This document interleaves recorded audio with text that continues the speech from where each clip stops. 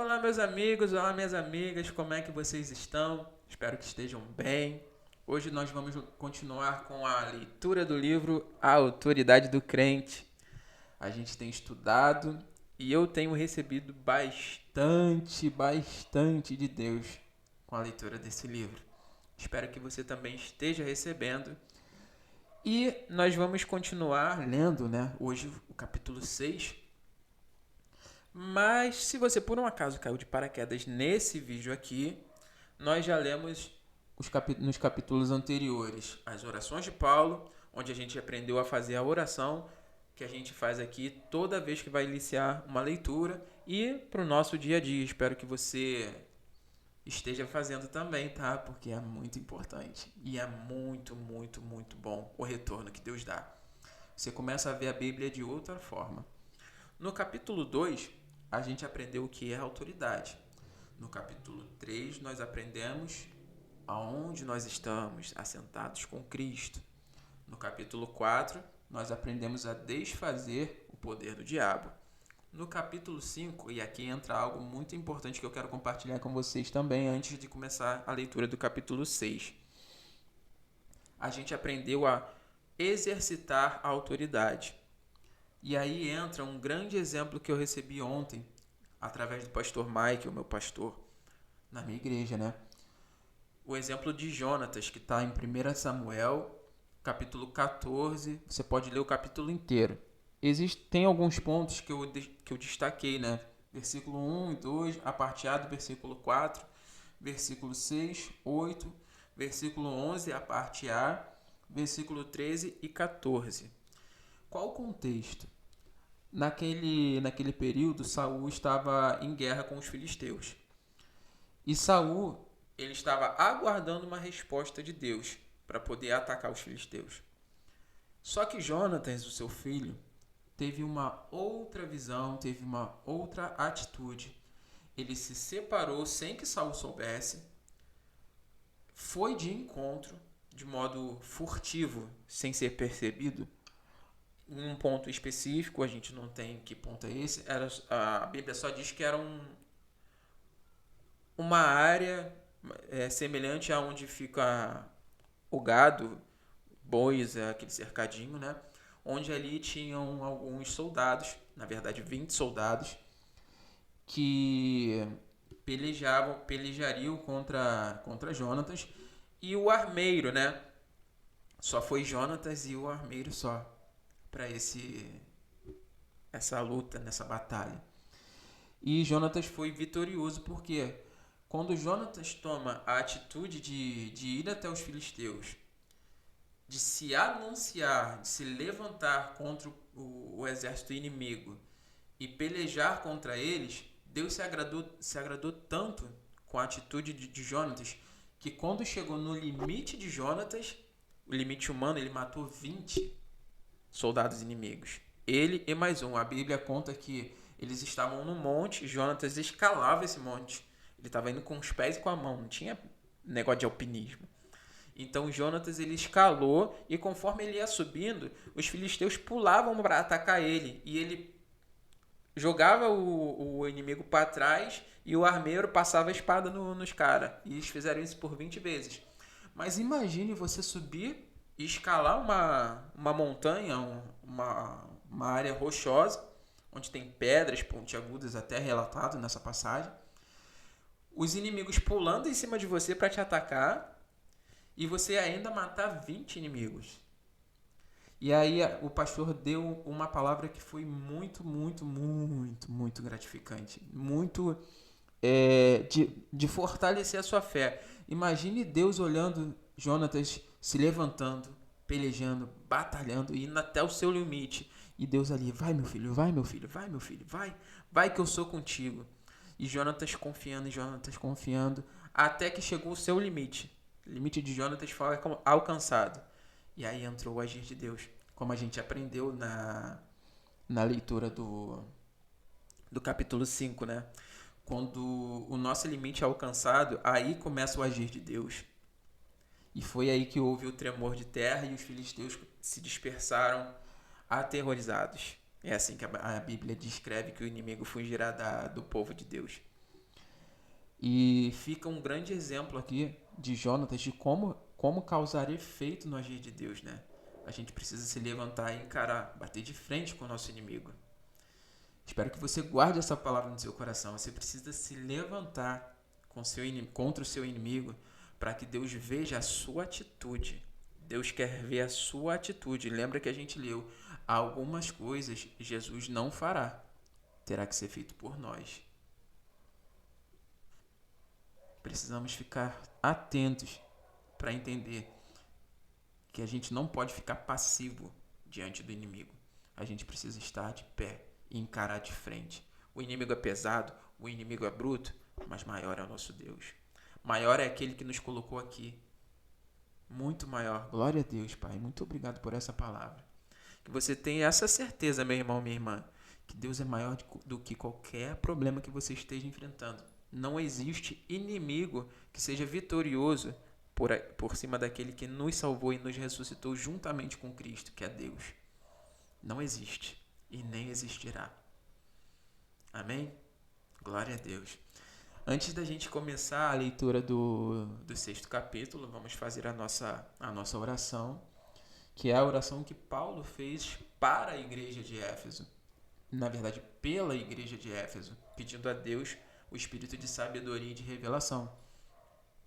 E o pastor Kenneth, ele nos ensina a fazer essa oração de forma bem pessoal. Então você faz aí, você já sabe, né? Então vamos lá.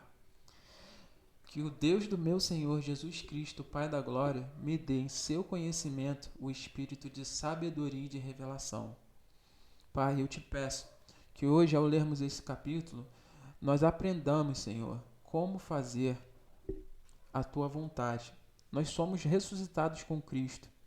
Precisamos ter consciência disso. A sua autoridade nos foi delegada para que nós vençamos, para que nós vivamos bem aqui na terra, meu Deus, enquanto estamos em carne. Somos deste mundo, mas estamos nesse mundo, mas não somos desse mundo. Assim diz a tua palavra. Eu não sou desse mundo, eu estou ao teu lado, à destra do Pai. Acima de todo principado e toda potestade, acima de todo poder do inimigo, tendo visão privilegiada sobre todas as situações que se apresentam a mim no meu dia a dia, com discernimento, com autoridade e com a minha fé naquele que me criou, eu venço todas as coisas, em nome do Senhor Jesus. Graças te dou, Pai, muito obrigado, e nos ajude com o entendimento dessa palavra. Obrigado, Jesus, mais uma vez. Amém. Tá preparado?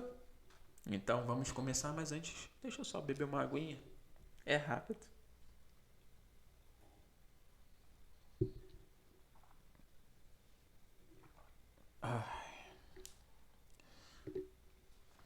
Então vamos lá. Ressuscitado com Cristo. No livro de Colossenses, Paulo escreve à igreja em Colossos. Embora use expressões ligeiramente diferentes, repete o que disse aos Efésios sobre o plano redentor de Deus. Ele não prega uma mensagem nova ou diferente aos Colossenses. Em Colossenses 1, do versículo 15 ao 20, é dito: o qual é a imagem do Deus invisível, o primogênito de toda a criação. Porque nele foram criadas todas as coisas que há nos céus e na terra. Visíveis e invisíveis, sejam tronos, sejam dominações, sejam principados, sejam potestades. Tudo foi criado por ele e para ele. E ele é antes de todas as coisas, e todas as coisas subsistem por ele.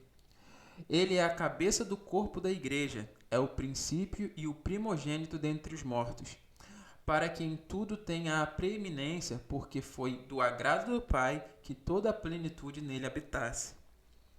E que, havendo por ele feito a paz pelo sangue da sua cruz, por meio dele reconciliasse consigo mesmo todas as coisas, tanto as que estão na terra como as que estão nos céus. Amém. Em Colossenses 2, do versículo 12 ao versículo 15 diz: sepultados com ele no batismo, nele também ressuscitastes pela fé no poder de Jesus, no poder de Deus, que o ressuscitou dentre os mortos. E quando vós estáveis mortos nos pecados e na incircuncisão da vossa carne, vos vivificou juntamente com ele, perdoando-vos todas as ofensas.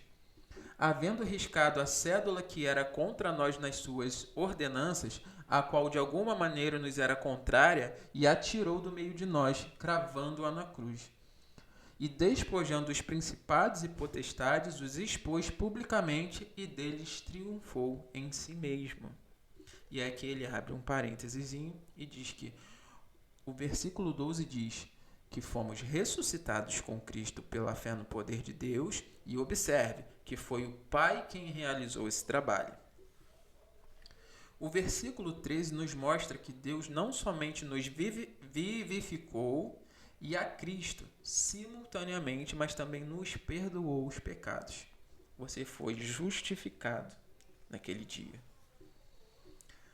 Quando Jesus, o justo, entregou-se à morte, a dívida que era contra nós na lei foi quitada. O Pai, então, tornou sem efeito os mandamentos e as leis transgredidas que permaneciam entre ele e nós. Esta dívida foi anulada, foi por ele pregada na cruz de seu Filho. Paulo declara em Colossenses que foi Deus quem elaborou o plano da redenção. Levantou Jesus dentre os mortos e lhe deu um nome acima de todo nome. E foi o Altíssimo quem despojou os principados e poderes demoníacos que se opuseram à ressurreição de Cristo. A morte é a penalidade pelo pecado. Portanto, quando Cristo levou na cruz a culpa pela humanidade, os poderes satânicos do ar buscaram exercitar seus direitos e retê-los sobre seu domínio. Aqui há um subtítulo, né? As chaves da autoridade. A Bíblia revela que Satanás tinha o poder da morte, mas Jesus o conquistou. O Filho do Altíssimo diz em Apocalipse 1,18: E o que vive fui morto, mas eis que aqui estou vivo para todo sempre. Amém. E tenho as chaves da morte e do inferno. Jesus Cristo tomou as chaves do diabo. Glória a Deus. As chaves pertencem àquele que tem autoridade. Elas são as chaves da autoridade, ou seja, né? Jesus ele tem a chave da morte. Se Jesus tem a chave da morte e a autoridade de Jesus está sobre nós, nós também temos a chave da morte. Precisamos vigiar nas coisas que se levantam na nossa vida que possam nos levar à morte. Você consegue compreender isso? Aqui na Terra, nós temos o nosso tempo estabelecido por Deus. Se alguém vai antes da hora, essa é uma obra do diabo. E você tem autoridade para impedir. Sobre a sua vida. Sobre outra vida, já é uma questão que você vai aprender no capítulo 5. Tá? Então volta aí, vai lá na playlist, lê, escute tudo, assista o vídeo todo. É edificante e vai te ajudar bastante. Mas vamos continuar aqui.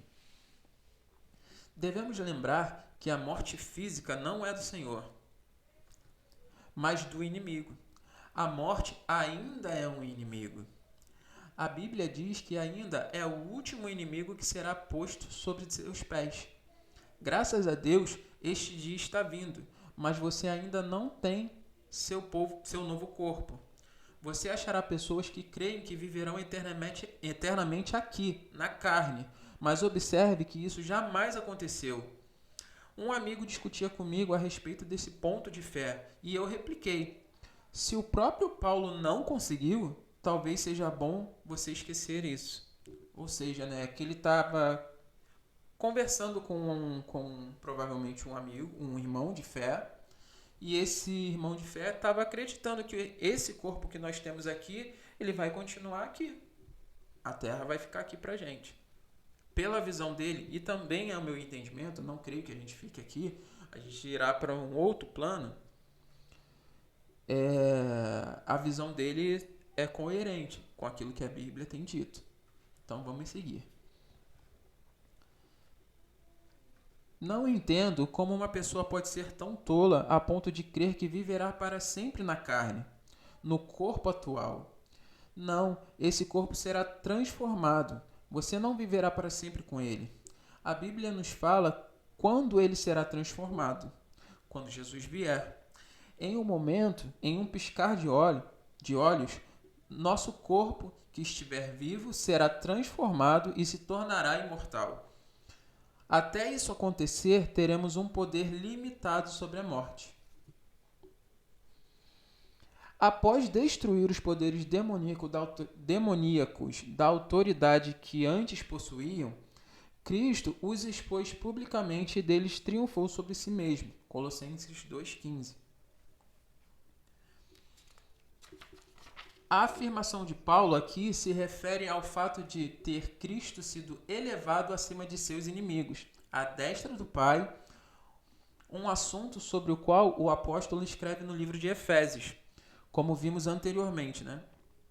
De novo, Paulo está enfatizando o trabalho do Pai na deposição dos poderes satânicos e na derrota do próprio Satanás. Glória a Deus, Satanás já foi vencido. Glória a Deus. Em Efésios, vimos também que o Filho está assentado acima desses poderes e tem autoridade do trono. De Deus. Entretanto, é exatamente aqui que o mundo eclesiástico tem falhado. Misericórdia, Senhor. E já compreendeu que Jesus Cristo é o cabeça supremo da igreja. No entanto, falhou na compreensão de que o cabeça é totalmente dependente do corpo para a concretização de seus planos. Estamos assentados com Cristo nos lugares celestiais, e a sua autoridade vigente sobre os poderes do ar tem de ser exercida por meio do corpo. Lembra que a gente falou, certas coisas Jesus não poderá fazer. Nós aprendemos isso. Podemos entender melhor do que nunca o que Jesus queria dizer quando afirmou: em verdade vos digo que tudo que ligardes na terra será ligado no céu, e tudo que desligardes na terra será desligado no céu. Isso está em Mateus 18:18. Isso é exercitar a sua autoridade sobre a terra. Alguns de nós vislumbramos essa autoridade de vez em quando e desajeitadamente nós a exercitamos sem nos conscientizarmos plenamente do que estamos fazendo. Ou seja, às vezes é sem querer que a gente exerce essa autoridade ou meio que sem jeito, né? O que me levou a estudar esse assunto foi fazer a mim mesmo a segunda pergunta: será que temos autoridade e não temos consciência disso? A gente pode se fazer essa pergunta todos os dias. Eu tenho autoridade sobre isso ou não? Sim, nós temos. Sobre todas as coisas o constituiu como cabeça da igreja. Sobre todas as coisas.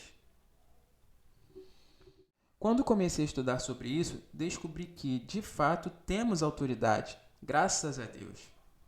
Também entendi que o céu nos dará respaldo pelo que recusarmos e por aquilo que permitirmos.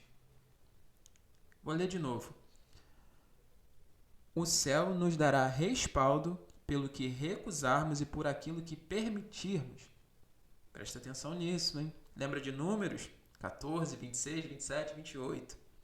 Cuidado com a porta que se abre. Continuando, de novo. Permitimos uma infinidade de coisas, mas não temos exercitado nossa autoridade. É por isso que as coisas, muitas vezes, são como são. Não temos tomado atitude no tocante a elas. Estamos esperando em Deus e Ele está esperando por nós. O Senhor não fará nada antes que comecemos a agir. Houve ocasião em que, orando por pessoas quase à morte, o Criador me falou: vou fazer o que você me pediu. Em uma dessas vezes, pedi ao Senhor que desse à pessoa mais 2 ou 3 anos. Ele respondeu-me que faria simplesmente porque eu estava pedindo. Nenhum pai terreno deseja fazer mais pelos filhos do que eu. Basta apenas que eles permitam. Nossa, isso aqui é poderoso. Vou ler mais uma vez para a gente guardar isso no nosso coração. Pedi ao Senhor que desse à pessoa mais 2 ou 3 anos, e ele respondeu-me que faria simplesmente porque eu estava pedindo. Glória a Deus. Nenhum pai terreno deseja fazer mais pelos filhos do que eu, Deus. Basta apenas que eles permitam. E aí eu reforço, né? Precisamos aceitar Jesus. Se você ainda não aceitou Jesus, perde tempo não. Perde não. Você só tem a ganhar e não vai te custar nada. Algumas pessoas pensam que Deus é um tirano sentado no trono, pronto a golpeá-las e aniquilá-las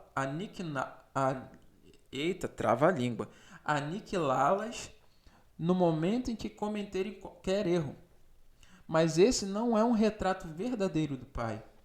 Os planos do Senhor tardam em sua realização, porque seu corpo tem falhado em considerar o significado da exaltação de Cristo e pelo fato de estarmos assentados com Ele à destra do Pai. Temos um papel nisso, devemos cooperar com o Senhor pela fé.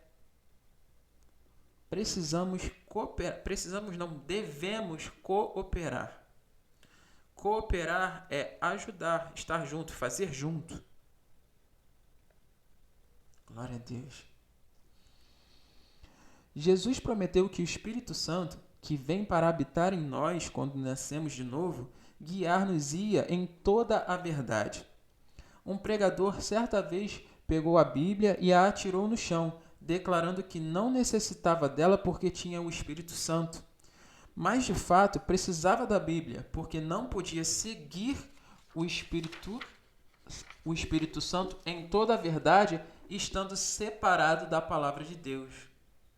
A gente precisa ler a Bíblia.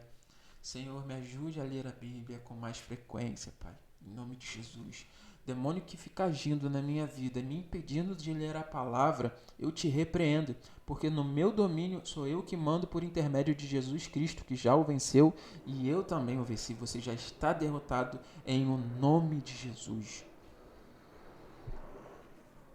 Quando você vai além da palavra escrita de Deus, já está longe demais. Fique com a palavra. Ela tem origem no Espírito Santo de Deus. Homens santos do passado a escreveram. A Bíblia é de primordial importância, mas você jamais a entenderá com sua mente. Você deve entendê-la com o seu coração. Guarde o seu coração. Não ponha o Espírito acima da palavra. Coloque a Escritura em primeiro lugar e, em seguida, o Espírito, e esteja a salvo. O conhecido editor pentecostal Stanley Frodsham, autor da biografia de Smith Wigglesworth, ressaltou o fato de que Smith era, acima de tudo, um homem da palavra de Deus e, em segundo lugar, um homem cheio do Espírito de Deus. Essa é uma excelente combinação.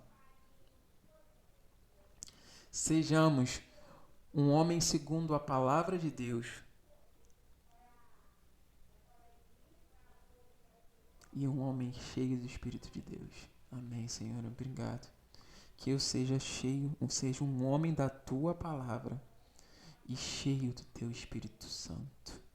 Em nome de Jesus. Graças te dou, Pai. Obrigado por essa palavra. Muito obrigado, Senhor. Glórias ao teu nome, Pai. Obrigado, Jesus. Obrigado. Obrigado, Jesus. Obrigado. Não tem outra palavra que não seja. Obrigado, Senhor, por me ajudar a entender que eu tenho que ser um homem da palavra de Deus e cheio do Espírito Santo. Aleluia. O que mais é preciso para a gente continuar? A Bíblia diz que meu tempo está determinado aqui. E que meu tempo determinado aqui seja um homem da palavra de Deus e cheio do Espírito Santo. Deus te abençoe, meu irmão. Deus te abençoe, minha irmã. Que você alcance a plenitude de Deus na sua vida também. Assim eu peço a Deus para você. A minha família, um grande abraço. Que Deus abençoe cada um de vocês. Mãe, irmã, irmão. Ianzinho. Deus te abençoe, filho. Sobrinho, né, na verdade. Enfim, família, minha família. Em nome de Jesus, que vocês sejam abençoados. Graças a Deus que eu pertenço à mesma família que vocês são minha família. Deus abençoe.